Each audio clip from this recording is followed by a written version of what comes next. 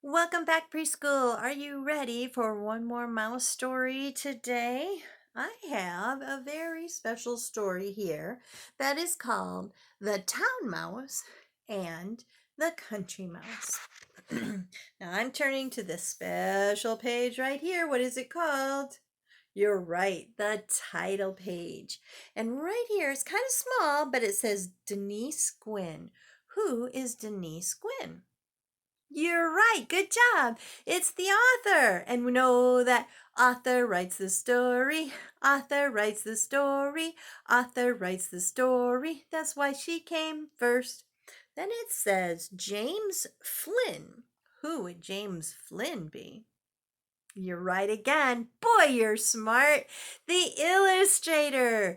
And we know that illustrators illustrate, illustrators illustrate, illustrators illustrate, which means he made the pictures. Oh, silly Mrs. Ryan. Now let's find out about these two mice. There once was a quiet country mouse. He had a cousin who lived in the big town. The town mouse came to see the country mouse. See him? Hello, I'm here to visit for a little bit. The country mouse fixed a big dinner. The two mice ate oats and corn and nuts, but the town mouse didn't like the dinner. Ugh, this food is dull. But that's what the country mouse eats. Now, I'm used to fancy food. I eat the crumbs from rich dinners. I have hot rolls and cake. The country mouse licked his lips. Oh boy, he said, hot rolls and cake? Yum. The town mouse smiled. He put his arm around his cousin. Oh, dear cousin, come home with me, he said. I will show you how to really live. Oh, wow. Think he's going to take a trip to the town? The two mice got to town that night, and the town mouse took his cousin home. It was a big house with many, many windows. Wowee. This is where I live, said the town mouse. Now you will see how I feast. He led his cousin to a big dining room. Lots of hot food was on the table. Wow, look at all that food on the table. What a yummy meal. Yum. Wow, said the country mouse. Look at all the food. Well, dear cousin, said the town mouse, let's eat. So they did. They tasted the sweet rolls and the cheese, and the country mouse was so very happy. Oh, cousin, he said, this is great. It's much better than the country. Mm-mm-mm. But just then, something awful happened. A mean, hairy cat! Ah! Look out! Ah! The hairy cat jumped onto the table. Hello, boys, he said. Having some dinner? And he grinned a mean cat grin. The two mice were scared stiff. Gulp, said the town mouse. Let's get out of here. Then he jumped off the table, and the country mouse was right behind him, and the cat was right behind them. Whoa! Look out! Yikes! The mice ran up a curtain. They slipped out a window. Now they were safe. They stopped to catch their breath. Who was that? The country mouse asked. The town mouse gave a big sigh. Oh, that's the house cat. He always chases me away from the table, but I'm used to it. Oh, do you see that cat? He's still looking out the window at him. How could you ever get used to such scary things? Well, I'm not, the country mouse said. It's no fun getting chased around all the time. This may be a nice place, but I don't like to eat and run. Oh, no. He does not look happy, does he? Oh, my goodness.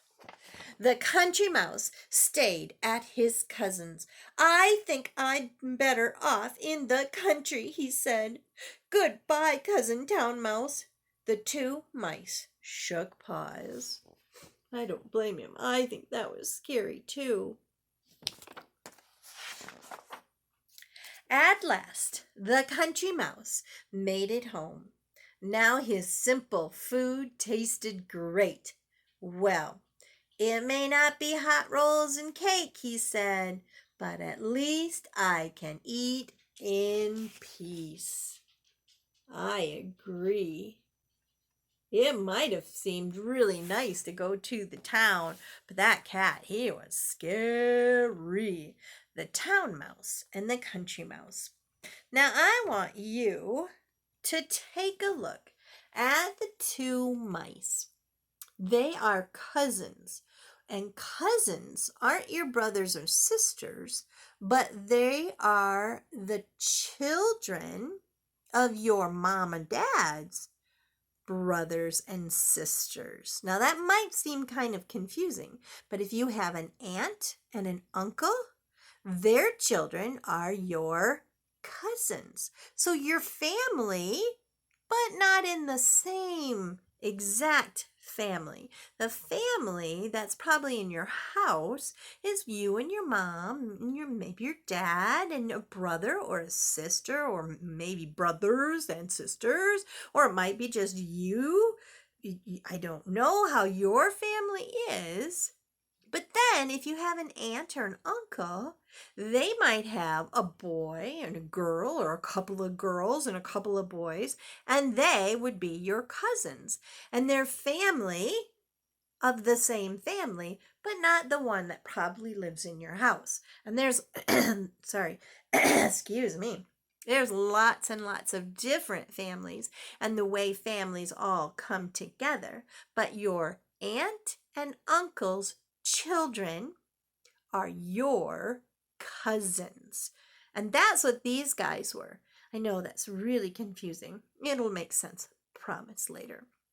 These guys are cousins, which means they were related. They're the same family, but they don't live in the same place. He lives in the country, he lives in the city. So they're just a little bit different. You see, his clothes are a little bit different than his clothes over here. They are a little different, but from the same family. Now, I have a shape. This shape is a what? Circle. Good job. It makes me kind of think of earlier this week when we made the moon. We made the full moon, the whole moon, and it is a circle. But circle kind of has a cousin. Like I think of them as a cousin. They're in the same family, which means they have only one side because it goes all the way around, but they're just a little bit different. Can you take a guess on who I might be talking about? Did you say oval? You'd be right then. Good job.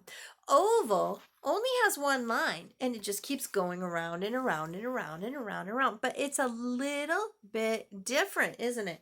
They aren't the exact same shape. They're just a little bit different. This is circle.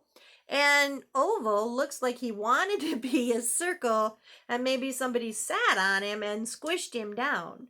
So this is circle and this is oval. Circle, oval. They look very, very much alike, but they are different for sure. So it's kind of like circle is the country mouse and oval is the town mouse. They're from the same family, but they're just a little different. So, what I'd like you to do today is thinking of circle and oval. I would like you to make a town mouse and a country mouse. Now, I'm trying to use things that you might just have laying around your house, spare things that you could use. And always make sure to ask your mom or your dad before you cut anything or do any creating that it's okay, and make sure that they know what you're doing, okay? So I started out with a circle. Now, I used my circle for my town mouse, and my town mouse had the circle. And then I went through a magazine, and if you can see that, I found this really pretty gemstone. It came from a necklace, and I cut out that oval. It almost looks like an oval to make his body. So he has a circle head and an oval body, but a really fancy gem, like emerald, for his body. And then I found an old rubber band, and I couldn't glue that one on because he was too thick, but I glued on that old rubber band. I taped it on there to make his tail, like there. So here is my town mouse, my fancy mouse, using a circle head and an oval body. Then, of course, I needed to have a country mouse. And so I made my country mouse by using the oval. Here is my oval. And then I went and I looked through the newspaper, and I happened to find this tire, this wheel, this big outdoor truck wheel. And I cut out that circle, the circle to go with the oval. And then I found a really neat advertisement that had these lights, and I cut those out to make because it's got wood behind it and it's stars, and if you live in the country you can see the stars, and so I made that for my country mouse's tail. So I used the oval for country mouse's head, a circle that was a tire for his body, and then I found some starry stars to make his tail. So these are my country mouse and my town mouse. My country mouse using the oval, and my town mouse using the circle with an oval body, and he had an oval with a circle body. See if you can find things around your house. Plus, it's great practice to make a circle and to make an oval and make the shapes, and then see what kind of bodies you can. And you can go, you notice I didn't give him any legs. I drew on his whiskers. You could find things in magazines, newspapers, but before you cut anything, please make sure you ask, okay? That's very important because you don't want to be cutting anything that's important that your parents might actually need to save. So it's really important that you might start out working together so that you make sure you've got the right supplies. But I would think you would be able to find the right the right supplies by just asking and looking around. Now, I am totally fine if you want to go outside and find things like a pine cone to make for their body, or even pine needles could make a great tail. It doesn't have to be something that you cut out. If you're staying inside, then yes, try to find things to make the bodies out of what things you could cut out of a magazine or newspaper, something like that. But if you want to go on a scavenger hunt and it's okay with mom and dad, by all means, see if you can find things that are circles or ovals to create your town mouse and your country mouse. And I hope I get a chance to see them soon. So that is a big job I have given you to do today. So I am going to let you go and work on those mice. All right, are you ready? Let's go. Let me see that alligator. Here you go. See you later, alligator. See you later, alligator. Bye bye, butterfly. Bye bye, butterfly. Give a hug, ladybug. Give a hug, ladybug. Be sweet, parakeet. Be sweet, parakeet, blow a kiss, jellyfish, blow a kiss, jellyfish. See you soon, raccoon, see you soon, raccoon. Take care, polar bear, take care, polar bear.